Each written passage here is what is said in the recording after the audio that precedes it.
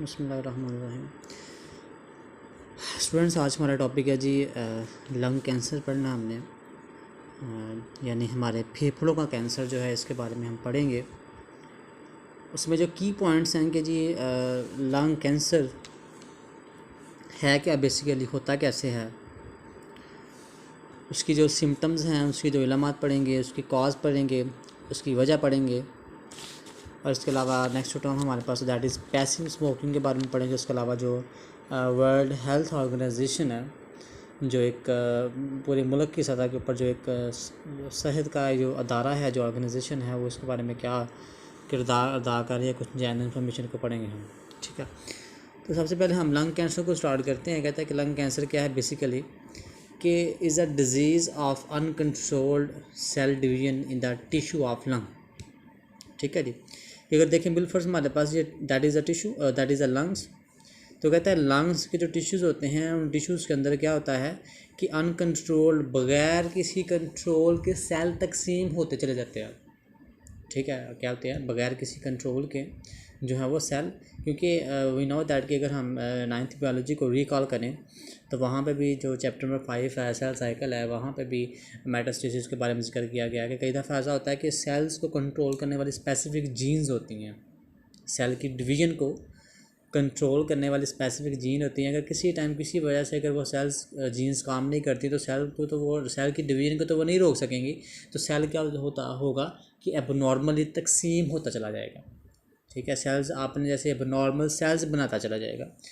तब देखिए हमारे पास यहाँ पे कि लंग के टिश्यूज़ हैं, लंग के टिश्यूज़ के अंदर अनकंट्रोल्ड डिवीजन हुई है, बगैर तकसीम के सेल्स जो हैं वो बगैर किसी रुकावट के सेल तकसीम हो गए, तो उन्होंने ट्यूमर्स बना दिए, जिनको हम रसोलियाँ कहते हैं, रसोलियाँ बना दी उन्होंने, ट्यूमर्स बना दिए। उसके बाद कहता है कि जो ये सेल्स होते हैं इसके कैंसर के, कहता है कंटिन्यू टू डिवाइड, बगैर किसी रुकावट के तकसीम होते चले जाते हैं, एंड फॉर्म ट्यूमर्स, रसोलियाँ बना देते हैं।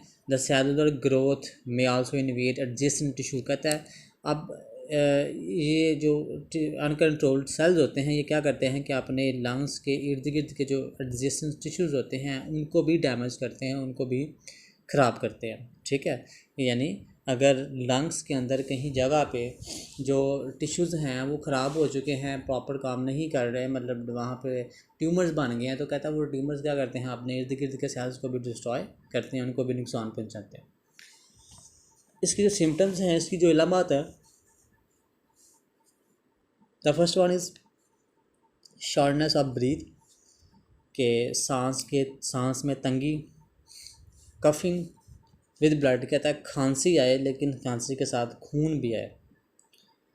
The third one is weight loss, जो वज़न है जो आहिस्ता आहिस्ता वो कम होता चला जाए। अब इसकी कॉज क्या है, इसकी वजह क्या है, कहता है कि जो कैंसर की वजह होती है, सबसे पहले है जी कार्सिनोजेंस। ठीक है, कार्सिनोजेंस, ये कार्सिनोजेंस बेसिकली केमिकल्स हैं, बड़े पॉइजनस किस्म के केमिकल्स हैं, कैंसर काजिंग केमिकल्स हैं जो कैंसर की वजह बनते हैं।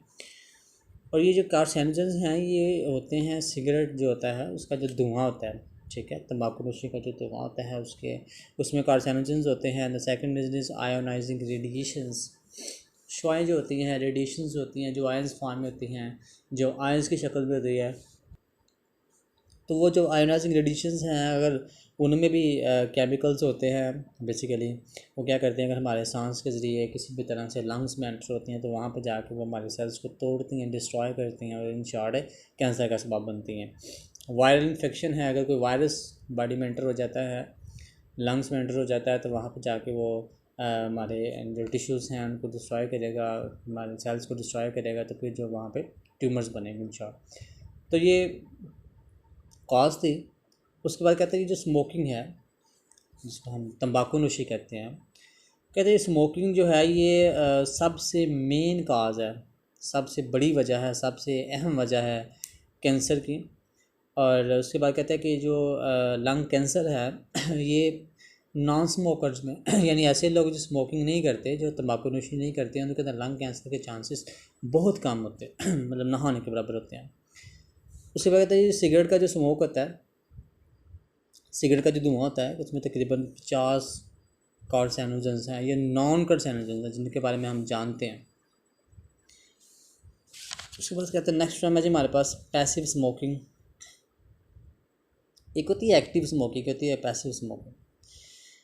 एक्टिव स्मोकिंग का यहाँ पर जिक्र नहीं है, लेकिन in short active smoking means कि अगर कोई पर्सन इनहेल कर रहा है सिगरेट तो इसके वाला वो एक्टिव स्मोकर है।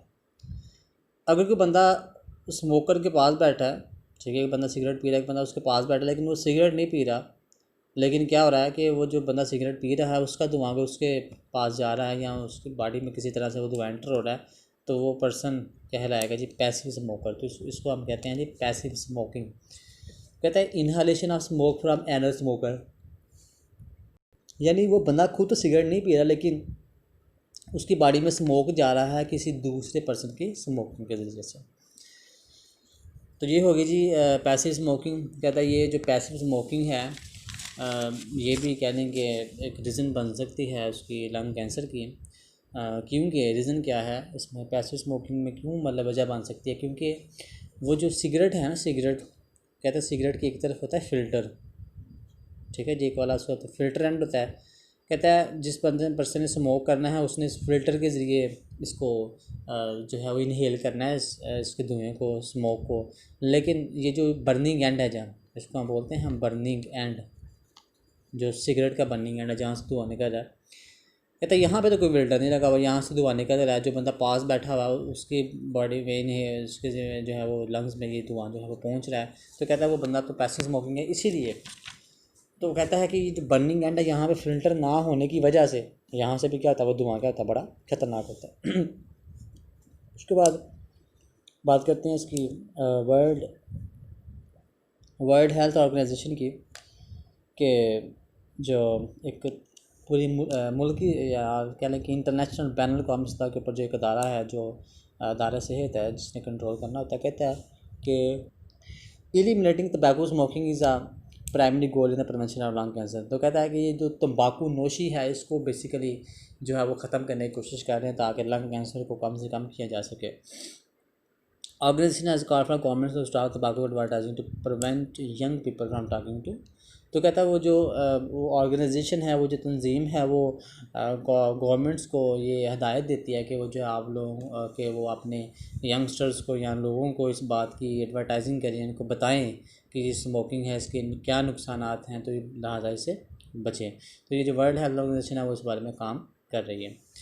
साइड बॉक्सेस में कुछ इन्फॉर्मेशन थी। जो पहला वाला साइड बॉक्स है उसमें ये बात लिखी है कि जो लंग कैंसर है वो तकरीबन जो कैंसर के मतलब जितनी भी मौत होती हैं, कैंसर की वजह से जो मौत होती हैं उनमें लंग कैंसर सबसे ज़्यादा कॉमन है, ठीक है, जिसमें हम फेफड़ों का कैंसर कहते हैं। और तकरीबन पूरी दुनिया पे एक साल के अंदर 1.3 मिलियन डेथ्स होती हैं, लोग मरते हैं इसी की वजह से, यानी लंग कैंसर की वजह से। सेकंड में जो है वो कहता है कि अगर तो कोई पर्सन जो है वो स्मोकिंग को स्टॉप कर देता है, तंबाकू नोशी रोक देता है, तो ये पॉसिबल है कि उसके जो लंग्स हैं जो ख़राब हुए थे, जो डैमेज हुए थे, वो ऐसा ऐसा रिपेयर हो जाते हैं, ठीक हो जाते हैं। और जो उसकी बॉडी में पार्टिकल्स गए होते हैं, जो कंटेमिनेंट पार्टिकल्स होते हैं, जो ख़तरनाक पार्टिकल्स होते हैं, ज़रात होते हैं, वो भी ऐसा ऐसा वहाँ से क्या होते हैं उसकी बॉडी से या उसके लंग से रिमूव हो जाते हैं। तो ये था हमारा सेकेंड साइड बॉक्स जिसमें हमने ये बात पढ़ी है कि अगर कोई पर्सन स्मोकिंग छोड़ देता है तो बहुत सारे चांसेस हैं कि उसके लंग्स भी रिपेयर हो जाएंगे, जो जहाँ पे डैमेज हुआ था वो दोबारा रिपेयर हो जाएंगे। उसके अलावा जो है उसका बॉडी में पार्टिकल्स कोई ख़तरनाक गए हुए थे वो भी ऐसा ऐसा वहाँ से रिमूव हो जाएंगे। तो इसमें जो है टॉपिक को एज अ लॉन्ग क्वेश्चन मुकम्मल आपने तैयार करना है।